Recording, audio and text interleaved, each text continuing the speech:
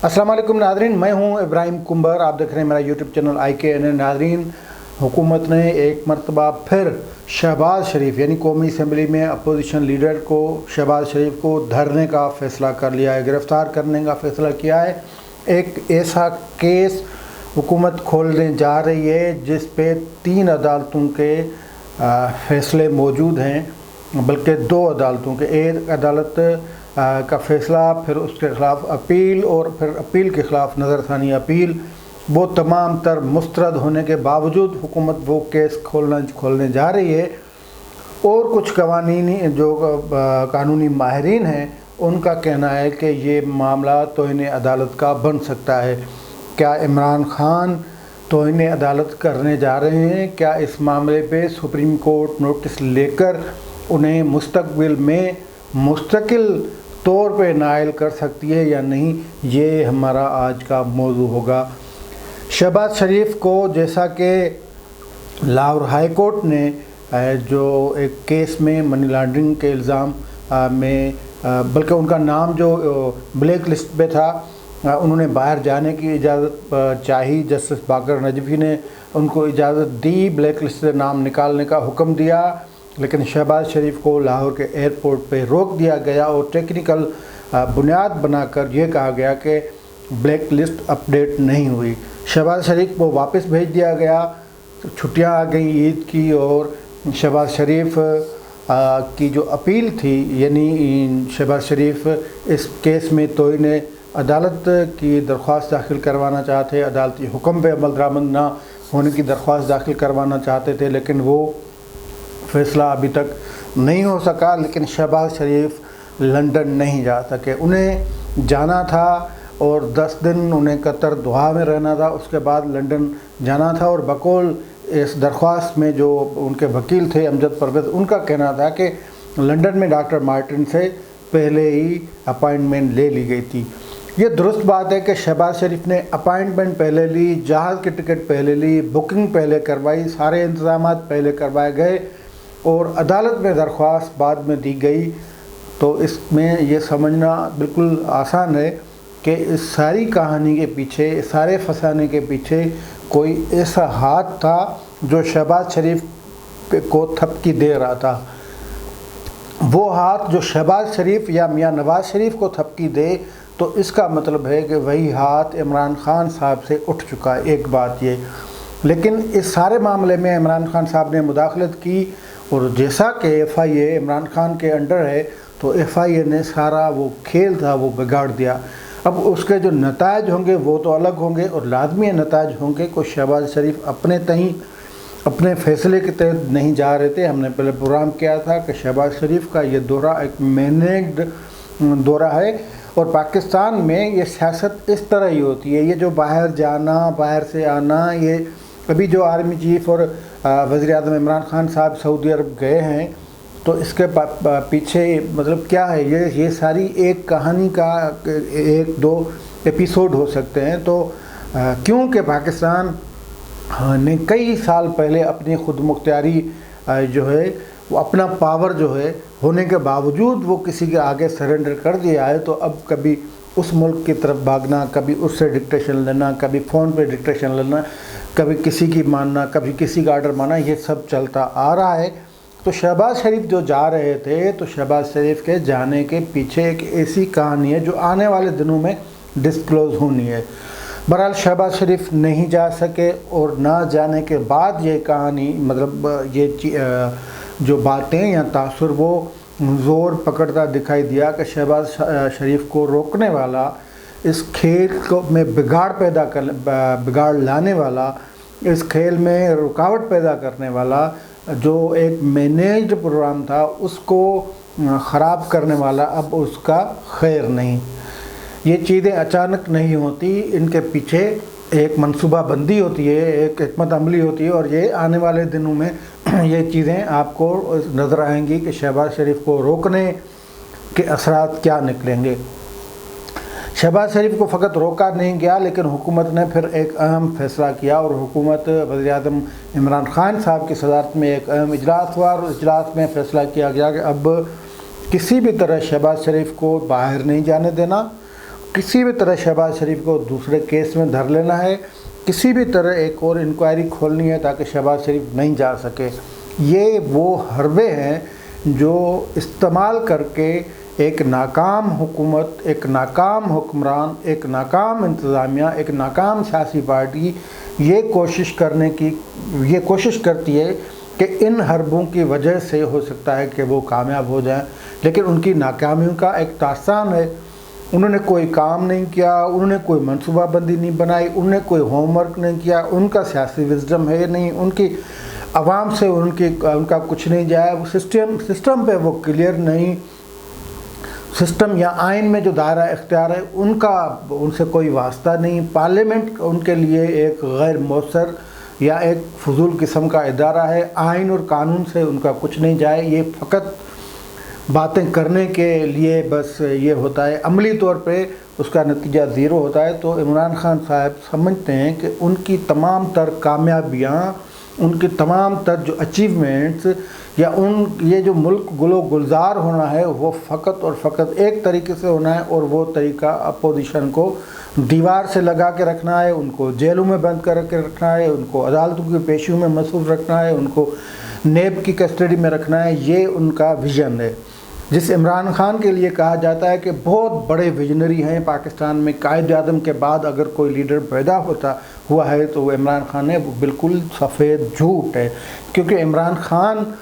वो किसने कहा था कि दीवार के उस पार देखते हैं, लेकिन बदकिस्मती से उनको दीवार के अंदर जो कुछ हो रहा होता है वो उनकी आंखों के सामने जो कुछ होता है वो नहीं देख सकते, तो दीवार के उस तरफ तो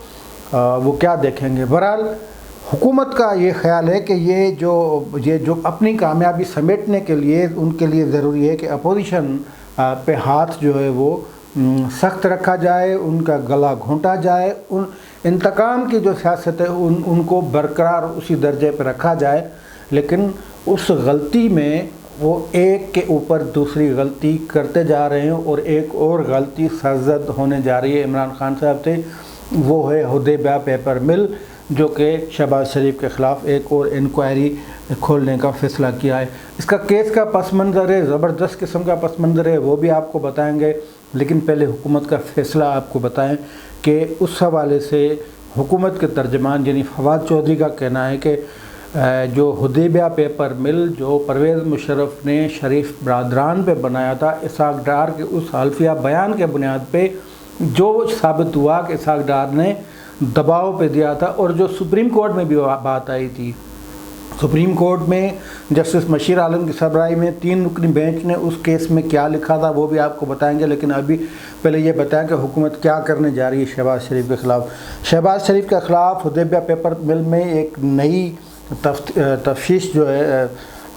तफ्तीश जो है वो शुरू करने जा रही है। इसलिए हुकूमती तर्जमान का कहना है कि जो केस है वो मुतल्लिका इदारों को हिदायत दे दी गई हैं कि हुदैबिया पेपर मिल में शहबाज शरीफ के ख़िलाफ़ नया केस बनाया जाए। ये शहबाज शरीफ या शरीफ फैमिली के ख़िलाफ़ करप्शन का बहुत बड़ा सबूत है,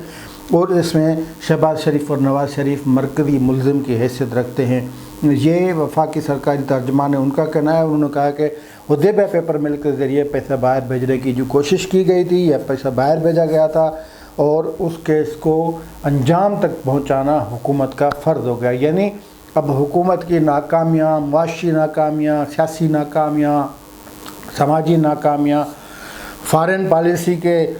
जो पहलू है उनकी नाकामियाँ, इस मुल्क के अवाम का गला घोटने के हवाले से जो सूरत हाल पैदा हुई है उसकी नाकामियाँ, यानी तमाम नाकामियों का हल हुकूमत ने हुदैबिया पेपर मिल में निकाला है। और हुदैबिया पेपर मिल के हवाले से सुप्रीम कोर्ट के फ़ैसले क्या हैं वो भी आपको आगे बताते हैं। लेकिन बहरहाल वफाकी हुकूमत ने कानूनी टीम को हिदायत कर दी है कि वो केस जो परवेज़ मुशर्रफ ने शरीफ ख़ानदान पे बनाया था उसको दोबारा से शुरू किया जाए। ये हिदायत है लाजमिया FIA जो इनका सलामी पे हाज़िर होती है, इनके हुक्म पे उंगलियों पे नाचता है FIA, और नेब तो वैसे सर से पाँव तक उसका काम ही नाचने का है। और इमरान खान ने दोनों इदारों को वो एक लफ्ज़ इस्तेमाल होता है घर की लोंडी बना के रखा है, उर्दू का लफ्ज़ है, ज़बरदस्त किस्म का लफ्ज़ है, तो वो कोशिश तो करेंगे लेकिन याद रखें उस कोशिश में कामयाब नहीं होंगे क्योंकि सूरत हाल तब्दील हो चुकी है। इमरान खान से हुकूमत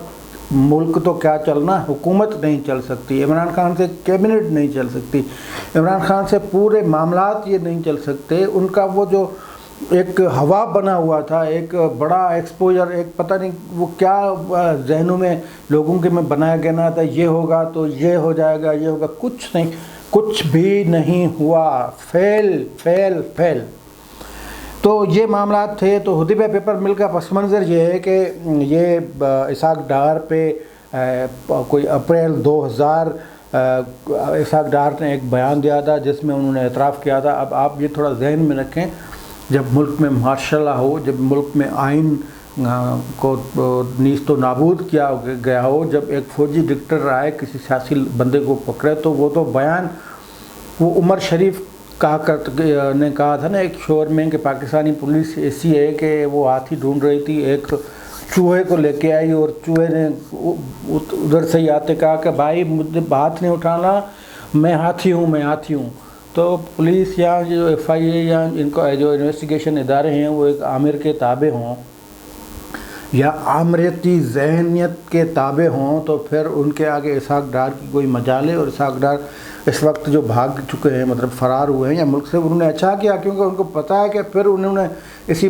پرانے بنیاد پہ ان کو وعدے معاف گواہ بنانا ہے اور لتر لگا کے جو ان کو پھر وہ نکل لیے۔ انہوں نے اچھا کیا، مطلب جہاں پہ یہ قانون سب کو پتہ ہو کہ قانون کے نام پہ آنکھوں میں دھول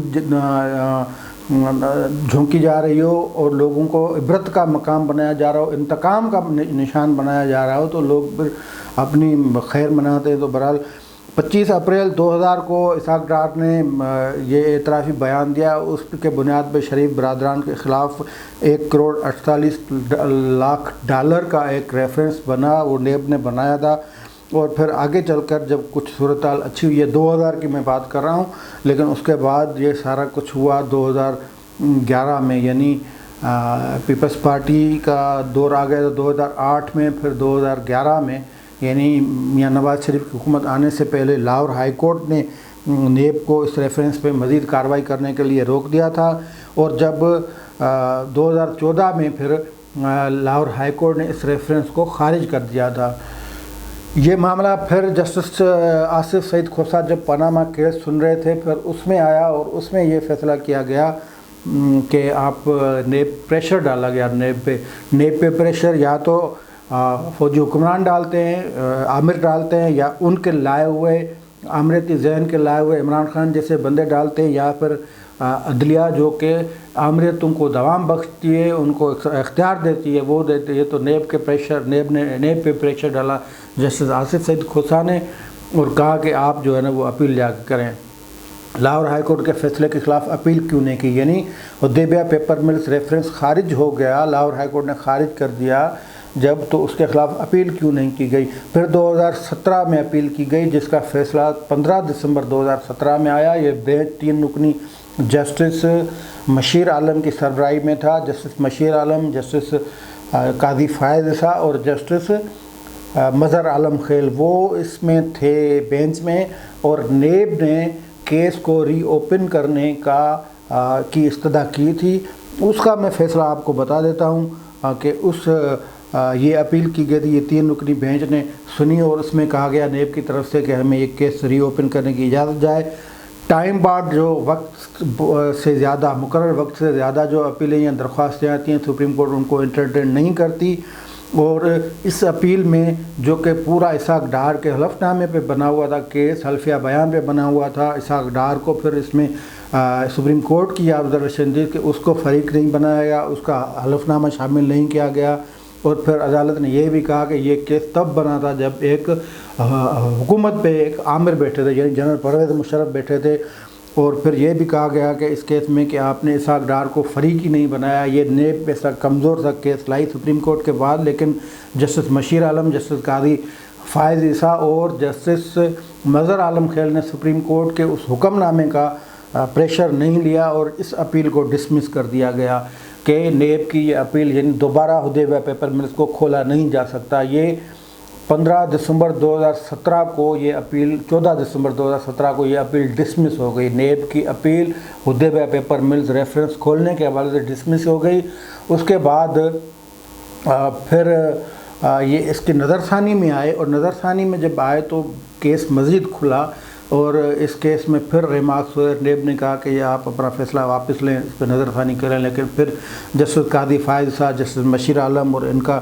سب کا ایک ہی موقف تھا کہ بھئی آپ بتائیں کہ فیصلے میں کیا غلطی ہے، نظر ثانی آپ کیوں کرنا چاہتے ہیں۔ پھر نیب کے جو اس پہ ڈپٹی اٹارنی جنرل پراسیکیوٹر تھے امران الحق، وہ پیش ہوئے۔ انہوں نے کہا کہ شریف خاندان کے لیے یہ ریفرنس ہے، وہ اسحاق ڈار کے گواہ کے حلفی بیان کے بنیاد پہ بنایا، وہ سلطانی گواہ ہیں، ہائی کورٹ نے اس بیان کو نظر انداز کر کے ریفرنس خارج کر دیا ہے، تو ہم اس کے خلاف نظر ثانی اپیل میں آئے ہیں۔ تو پھر عدالت نے مختلف سوالات کے، پھر یہاں پہ یہ بات آئی کہ وہ جو حلفی بیان دے دیا گیا تھا اس سے پھر بندہ مکر گیا تھا، یعنی اسحاق ڈار، اور یہ بیان پریشر میں آ کے دیا گیا تھا، اوپر پرویز مشرف بیٹھا ہوا تھا۔ اس طرح یہ سارا معاملہ ہوا، لیکن یہ نظر ثانی اپیل بھی سپریم کورٹ نے خارج کر دی اور نیب کو بھی منہ کی کھانی پڑی۔ اب پھر یہ عمران خان صاحب ان 2-3 فیصلوں کے خلاف جا کے پھر عہدے پر عمل میں نئی انویسٹیگیشن یا انکوائری کروا سکتے ہیں، کروانے جا رہے ہیں، جس کا فیصلہ کیا۔ اب ہوگا کیا؟ ہوگا یہ کہ ایک تو اس تمام معاملے میں فیصلے ہائی کورٹ کے بھی موجود ہیں، سپریم کورٹ کے بھی موجود ہیں، تو جو حکومت ہے وہ جان بوجھ کر ایسا معاملہ لے کے جا رہی ہے جو ایک بظاہر جو ہے وہ عدالتی، مطلب عدالت کے فیصلے کے اوپر کسی انویسٹیگیشن جو ادارے کو بٹھایا جاتا ہے۔ پہلی بات یہ ہے کہ کوئی انویسٹیگیشن افسر جو ہو، کسی بھی ایف آئی کا ہو یا نیب کا ہو یا کسی کا بھی ہو، وہ دیکھے گا کہ بھئی میں جس پہ سپریم کورٹ یا ہائی کورٹ کے فیصلے موجود ہوں، میں اس معاملے میں نیا کٹا کیسے کھول سکتا ہوں۔ یہ سارے جو حربے استعمال کیے جا رہے ہیں، ان کو انتقام کہتے ہیں، انتقامی کارروائی کہتے ہیں، اور جب بندہ انتقامی کارروائی یا انتقام میں اندھا ہو جاتا ہے تو پھر اس کا نام عمران خان بن جاتا ہے۔ آج کے لیے اتنا ہی، دیجیے اجازت، اللہ حافظ۔